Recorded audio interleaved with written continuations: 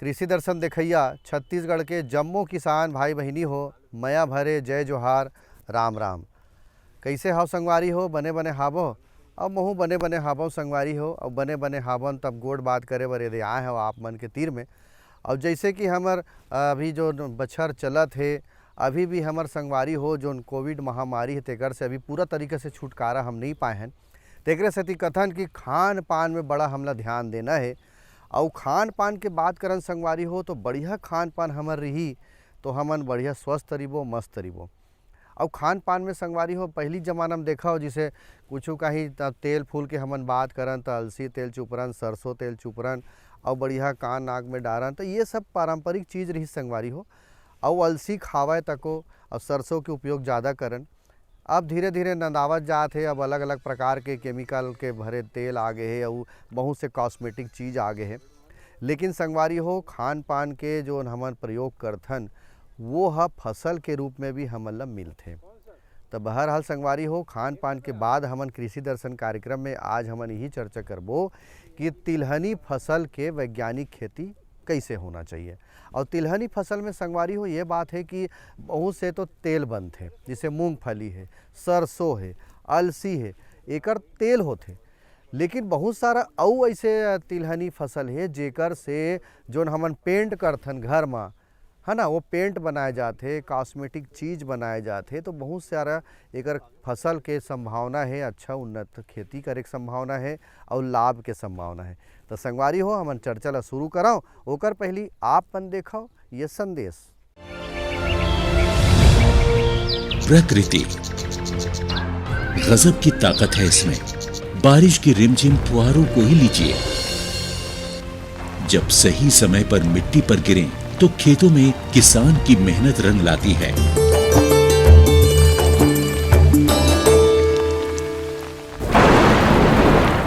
लेकिन वही बारिश बेमौसम हो जाए तो फिर तबाही का मंजर दिखाती है।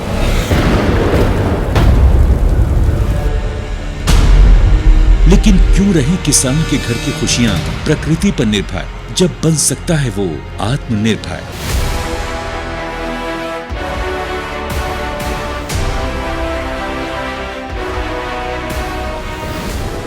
किसानों को प्राकृतिक आपदाओं की वजह से फसली नुकसान होने की स्थिति को ध्यान में रखते हुए भारत सरकार ने 2016 में प्रधानमंत्री फसल बीमा योजना की घोषणा की। इस बीमा योजना का उद्देश्य विभिन्न प्रकार की प्राकृतिक आपदाओं जैसे ओले गिरना, जल भराव, बाढ़ का आना, बादल फटना, प्राकृतिक रूप से आग लग जाना, भूस्खलन, चक्रवाती तूफान, बेमौसम बारिश, फसल की बीमारियां, आकाशीय बिजली, कीटों के हमले वगैरह से होने वाले नुकसान की स्थिति में किसानों को वित्तीय सहायता प्रदान करना है।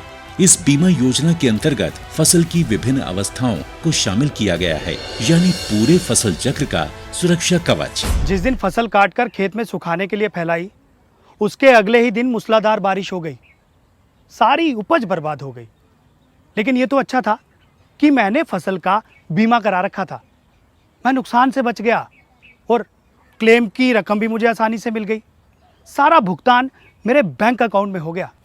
प्रधानमंत्री फसल बीमा योजना बहुत ही लाभकारी है और इसकी प्रक्रिया बहुत ही सरल है। पहली बात तो ये समझिए कि अगर आप अधिसूचित फसलों की खेती करने वाले किसान हैं, तो आप फसल बीमा के लिए पात्र हैं। इसमें काश्तकार किसान और बटाईदार सहित सभी किसान शामिल हैं। अनाज, दलहन, तिलहन और कुछ वार्षिक वाणिज्यिक फसलों को PMFBY के अंतर्गत कवर किया जाता है। ये दुनिया की तीसरी सबसे बड़ी और कामयाब फसल बीमा योजना है। केंद्र सरकार और राज्य सरकारों के अलावा 18 बीमा कंपनियां, 540 बैंक तथा 45,000 जन सेवा केंद्र प्रधानमंत्री फसल बीमा योजना को किसानों तक पहुंचाने में कार्यरत हैं। इस योजना में प्रीमियम कम होने के कारण सभी स्तर के किसान इसका लाभ ले सकते हैं।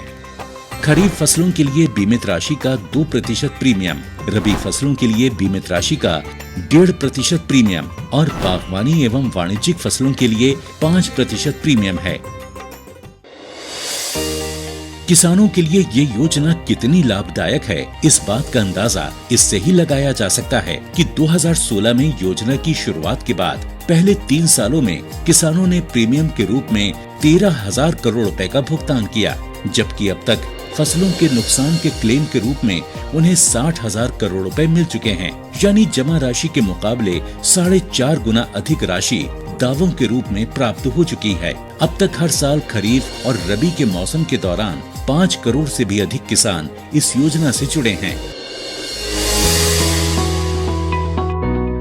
2020 के लिए बीमा कराने की प्रक्रिया शुरू हो चुकी है। पंजीकरण की कट ऑफ तिथि हर राज्य में अलग अलग तय होती है। अपने क्षेत्रों या गांवों की अधिसूचित फसलों की सूची, बीमित राशि एवं कट ऑफ तिथि की अधिक जानकारी के लिए आप निकटतम कृषि अधिकारी, जन सेवा केंद्र एवं बीमा कंपनी के प्रतिनिधि से संपर्क करें।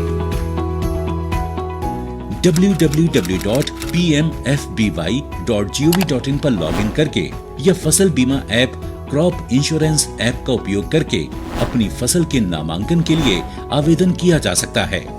नामांकन के लिए इन दस्तावेजों की जरूरत होती है: नवीनतम आधार कार्ड, मोबाइल नंबर, बैंक खाता विवरण, भू अभिलेख दस्तावेज जिसमें जमीन के कागजात और राज्य सरकार द्वारा निर्देशित कोई भी अन्य दस्तावेज।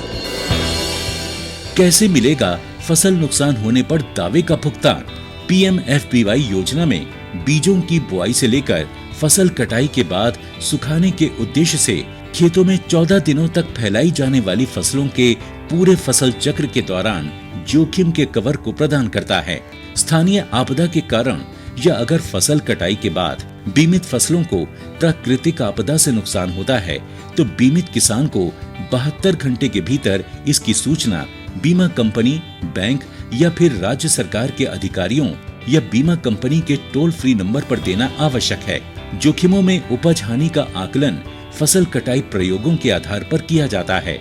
आपदा के कारण हुए नुकसान पर किसान को बीमा कंपनी द्वारा क्लेम राशि का उचित भुगतान मिलता है। क्लेम राशि का भुगतान सीधे किसान के बैंक खाते में किया जाता है।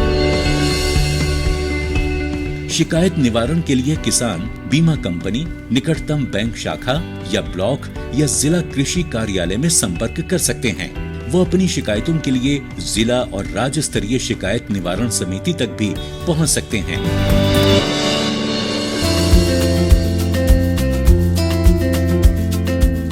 दरअसल पहले सभी ऋणी किसान जो बैंकों या वित्तीय संस्थानों से मौसमी कृषि ऋण या KCC का लाभ उठा रहे थे, उन्हें अनिवार्य रूप से इस योजना में शामिल किया जाता था। लेकिन फरवरी 2020 में किसानों के हित में नामांकन प्रक्रिया में एक बड़ा बदलाव करते हुए अब इस योजना को सभी किसानों के लिए स्वैच्छिक कर दिया गया है। प्रधानमंत्री फसल बीमा योजना किसानों को उनकी मेहनत से उगाई फसल को सुरक्षित करके देश को आत्मनिर्भर बनाने की दिशा में अहम कदम साबित हो रही है। जब किसान बढ़ेगा प्रकृति निर्भरता से आत्मनिर्भरता की ओर, तभी तो बनता है आत्मनिर्भर राष्ट्र। तो संगवारी हो, अभी आप मन संदेश देखत रहो, सुनत रहो। अब मैं वैज्ञानिक ले बुलाओ हमारे इंदिरा गांधी कृषि विश्वविद्यालय रायपुर के प्रमुख वैज्ञानिक डॉक्टर नंदन मेहता जी है, जोन हा तिलहनी फसल के बारे में आप मन ल बताही कि छत्तीसगढ़ में जोन जलवायु है, यहाँ के जोन माटी है, यहाँ के जोन वातावरण है, हमार छत्तीसगढ़ में बस्तर क्षेत्र हो, चाहे मैदानी भाग हो, चाहे सरगुजा अंचल हो, ये सबों में तिलहनी फसल के कतेक संभावना है, कतेक महत्व है, और तिलहनी फसल के का उपयोगिता है, का उपयोग है, ये सब बात ला बतावत है हमार वैज्ञानिक संगी हो। और का बतावत है आप मन देखो और सुनो। छत्तीसगढ़ में आपने तिलहनी फसलों के बारे में जलवायु के संदर्भ में जानना चाहा। छत्तीसगढ़ की जलवायु में सभी प्रकार की तिलहनी फसलें लगाई जा सकती हैं। तिलहनी फसल हमारे देश में 8-9 प्रकार की होती हैं, जिसमें से मुख्य रूप से 7 तिलहनी फसल दैनिक जीवन में खाने के तेल के रूप में उपयोग की जाती हैं, और 2 फसलें हैं तिलहनी जिनका कि हम दैनिक जीवन में तेल के रूप में उपयोग न करते हुए इंडस्ट्रीज़ है, लुब्रिकेंट्स हैं, वार्निश है आदि में उपयोग करते हैं।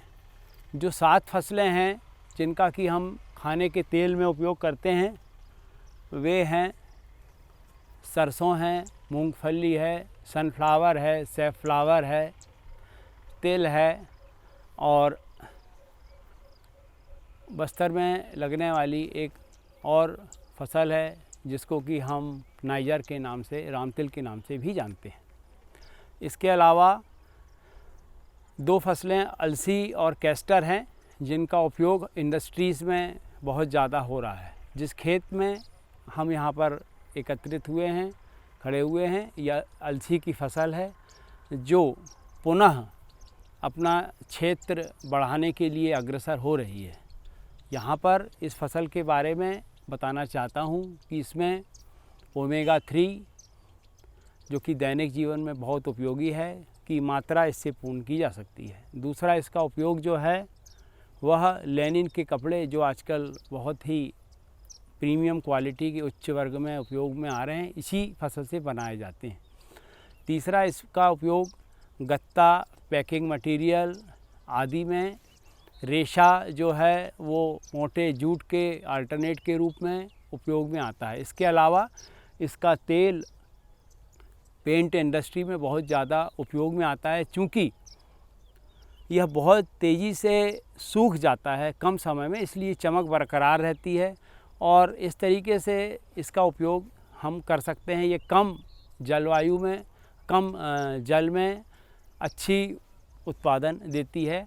और इसके अलावा जो हमारे यहाँ रबी में तेली फसलें हैं जैसा कि सरसों हैं, अलसी है, इनका उपयोग हमारे छत्तीसगढ़ में धान की फसल के बाद उपलब्ध मॉइस्चर कंटेंट मतलब जल की मात्रा के आधार पर आसानी से अच्छा उत्पादन किसान भाई ले सकते हैं।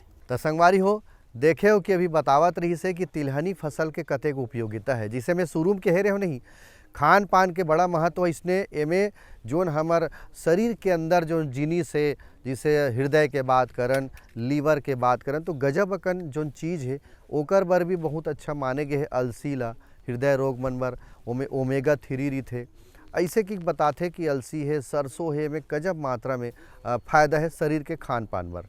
वैसने यदि हम व्यवसाय के रूप में खेती करबो तो एमें पेंट बनथे, गजब अकन जोन पेंट के उपयोग हम करथन ओमे भी तिलहनी फसल के जोन मात्रा रथे, रेसा रथे, ओकर उपयोग करे जाथे। बहुत सारा अलसी के जोन रेसा बनथे रथे ओकर से कपड़ा बनाए जाथे, टोपी बनाए जाथे, बैग बनाए जाथे। तो ये किस्म किस्म के बात है संगवारी हो, एला आप मन धरी हो। अब बात आते संगवारी हो कि ज़मीन के तैयारी कैसे होना चाहिए तिलहनी फसल के खेती बर, और ज़मीन के तैयारी के समय ज़मीन भी बात होना चाहिए कि ज़मीन कैसे होना चाहिए। तो दोनों बात ला का कहा थे देखो मेहता जी है। भुरभुरी मिट्टी, उत्तम जल निकास एवं संतुलित उर्वरक की मात्रा एक अच्छे खेत के लिए, तिलहनी फसलों के लिए बहुत अधिक लाभदायी है। इसके खेत की तैयारी के लिए हमको शीघ्र से शीघ्र धान की फसल को कटवा लेना चाहिए और खेत खाली करने में जितना कम से कम समय लगेगा किसानों को उतना अधिक पैदावार मिलने की संभावना बढ़ जाती है। तो खेत तैयारी के समय धान के खेत को खाली करना एक बहुत बड़ा कार्य है और जितना जल्दी होगा उतना समय पे बुवाई हो जाएगी, नमी की मात्रा का उचित उपयोग हो जाएगा और इससे सीधे 10 से 15% तिलहनी फसलों की पैदावार बढ़ जाएगी। अब इसमें हम जैसा कि अन्य फसलों के लिए भुरभुरी मिट्टी तैयार करना, जल निकास, और इसको आजकल एडवांस तरीके से ट्रैक्टरों के द्वारा या तो कल्टीवेटर से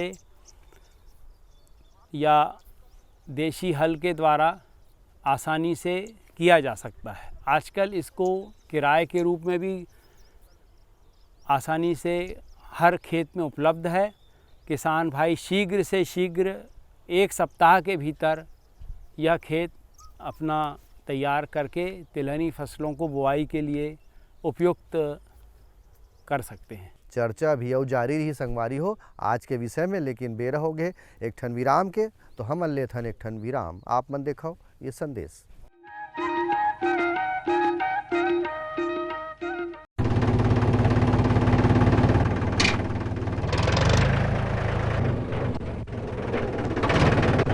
अरे हरकू वाह, बीज, कीटनाशक और आज खाद भी।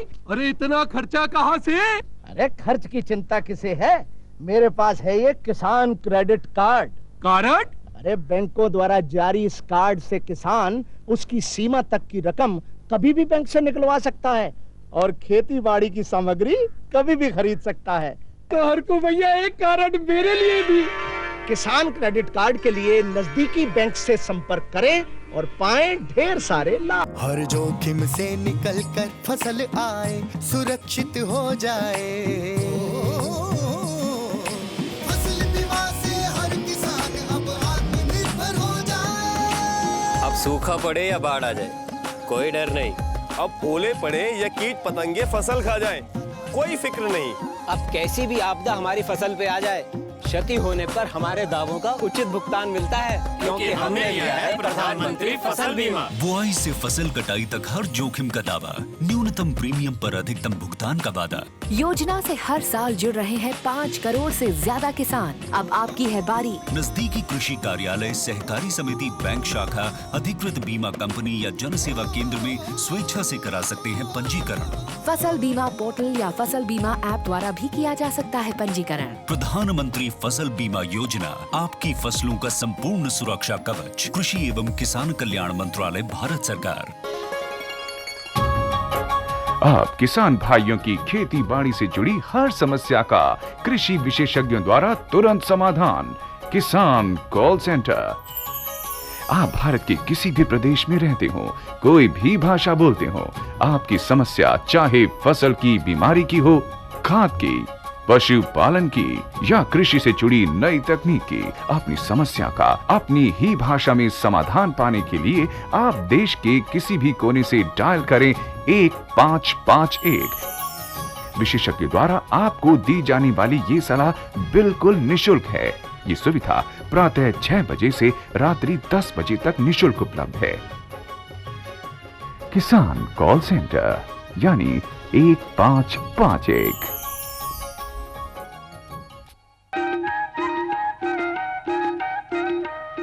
अब बात आते कि उन्नत किस्म के हमला चयन करना है तिलहनी फसल के, और उन्नत किस्म के बाद ओला बोआई हमला कैसे करना है। कतका दिन के फसल है तेला पहली बोबो, कतका दिन के बाद के फसल है तेला पहली बोबो कि बाद में बोबो। तो ये बोआई के विधि और उन्नत किस्म के चयन किसान मन कैसे कैसे करे, आवो संगवारी हो जानकारी लेथन। तिलहनों की उचित जातियाँ एक मुख्य तौर पर छत्तीसगढ़ के लिए मैं बताना चाहता हूँ। अगर पुनः धान के खेत के बाद या अन्य जैसा कि सोयाबीन है या अन्य कोई फसल खरीफ में है, उसके बाद हमको तिलहनी फसलों को लगाना है। उस बात को ध्यान में रखते हुए एक बहुत मोटा बात मैं बताना चाहता हूँ। लगभग 100 दिन वाली किसी भी प्रजाति का और किसी भी तिलहनी फसल का चयन करना काफ़ी फ़ायदेमंद सौदा होगा। तो हमको हमेशा जल्दी पकने वाली किसी भी तिलहन की, चाहे वो अलसी हो, सरसों हो, तोरिया हो, रामतिल हो, तिल हो, या जिनको भी हम लगाना चाहते हैं, या खरीफ में या रबी में, काफ़ी फ़ायदेमंद सौदा है। चूँकि हमारे पास में रबी फसलों में, चूँकि अभी रबी फसल के बारे में अपन बताना चाहते हैं, लगभग 100 दिन वाली फसल प्लस माइनस 4-5 दिन हो सकता है।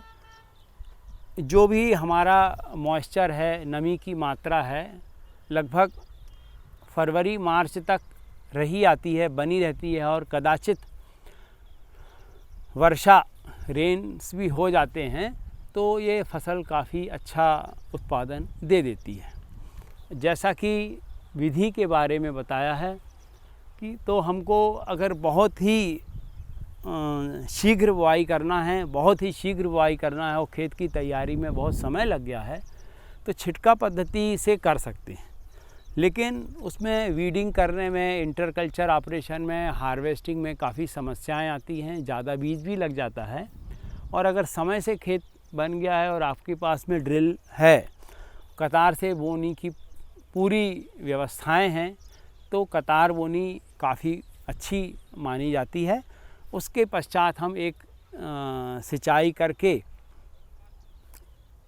करके थिनिंग मतलब करना और उचित पौध संख्या को बनाए रखना, यह एक मुख्य कार्य हो जाता है, जिससे कि अच्छी पैदावार आती है।